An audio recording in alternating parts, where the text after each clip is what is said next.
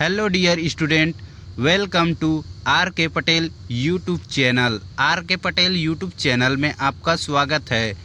आज बात करते हैं महत्वपूर्ण अध्ययन बिंदु में लेकर आए हैं जीन पियाजे का संज्ञानात्मक विकास का सिद्धांत। ठीक है, तो यह वीडियो आपके लिए अति महत्वपूर्ण है। इस वीडियो को आप अंत तक ज़रूर देखिएगा। ओके, चलिए बढ़ते हैं आगे। जीन पियाजे का संज्ञानात्मक विकास का सिद्धांत। ठीक है, तो यह चित्र देख रहे हैं, यह जीन पियाजे हैं। ठीक है, जीन पियाजे के बारे में थोड़ा सा याद रखिएगा।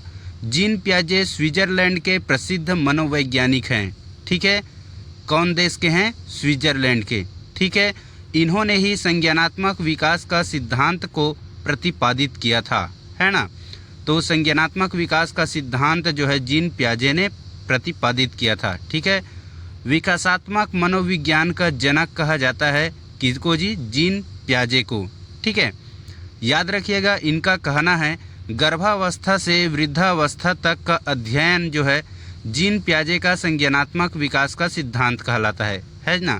संज्ञान विकास जो है कहाँ से होता है जी?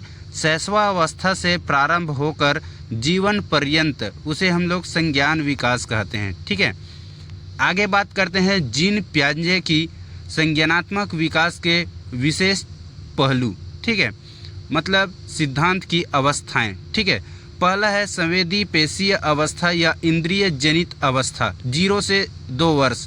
जैसे बच्चा भ्रूण अवस्था से निकलकर अपनी माँ की कोख से निकलता है ना, और यह पर्यावरण के बारे में उसे पूरा अनुभव नहीं रहता है। ठीक है, वह जो है क्या होता है, वस्तुओं को देखकर, सुनकर, स्पर्श करके या गंध के द्वारा या स्वाद के माध्यम से यह बाह्य वातावरण को जानता है। ठीक है, छोटे छोटे शब्द बोलता है। तो ये जो है संवेदी अवस्था है ना। परिचित व्यक्तियों को देखकर वह मुस्कुराता है, मुस्कुराकर स्वागत करता है, और अपरिचित व्यक्तियों को देखकर वह डर जाता है, भय का प्रदर्शन करता है। आगे बात करते हैं पूर्व संक्रियात्मक काल।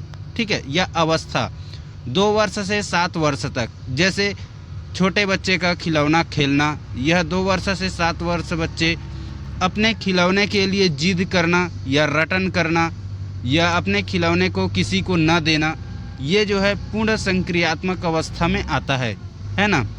और बात किया जाए तो वह एक जादू की छड़ी समझता है, तर्क वितर्क करने में वह योग्य नहीं होता है ना। इसलिए उसे जो है अतार्किक चिंतन की अवस्था भी कहते हैं। ठीक है, निर्जीव वस्तु को वह सजीव मानता है ना। जैसे मेरी गुड़िया को नहाना है, धुलाना है, तो ये सब जो है पूर्ण संक्रियात्मक अवस्था के अंतर्गत आते हैं। ठीक है, माता पिता की आज्ञा मानना, पूछने पर अपने माता पिता का नाम बताना, अपना नाम बताना, घर के छोटे बड़े सभी कार्यों में मदद करना, ये सब जो है इसी अवस्था में होते हैं। ठीक है, शिशु जो है इसी अवस्था में गिनना, रंगों को पहचानना और तुलना करना, छोटा है बड़ा है करके, है ना। तो यह जो है पूर्ण संक्रियात्मक अवस्था में पहचानता है। ठीक है, इसीलिए इसे जो है अनुकरणशीलता अवस्था कहते हैं, है ना। आगे बात करते हैं स्थूल या जो है मूर्त संक्रियात्मक अवस्था 7 से 12 वर्ष तक।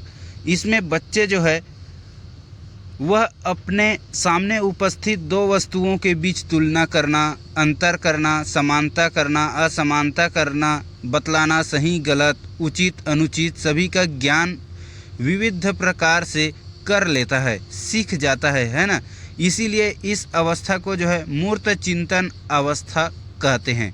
ठीक है, याद रखिएगा, इस अवस्था में सभी 7 से 12 वर्ष के बच्चे जो है सीख जाते हैं और बात के पलटी होते हैं, मतलब उत्क्रमणीयशीलता पाई जाती है। इसलिए इसे पलावटी अवस्था के नाम से भी जानते हैं। पलावटी मतलब तुम तू बोलोगे तो वो बे बोलेगा, है ना। आगे बात करते हैं औपचारिक संक्रियात्मक अवस्था। तो ये अवस्था जो है 12 वर्ष के बाद, मतलब 15 वर्ष तक मैक्सिमम माना गया है ना।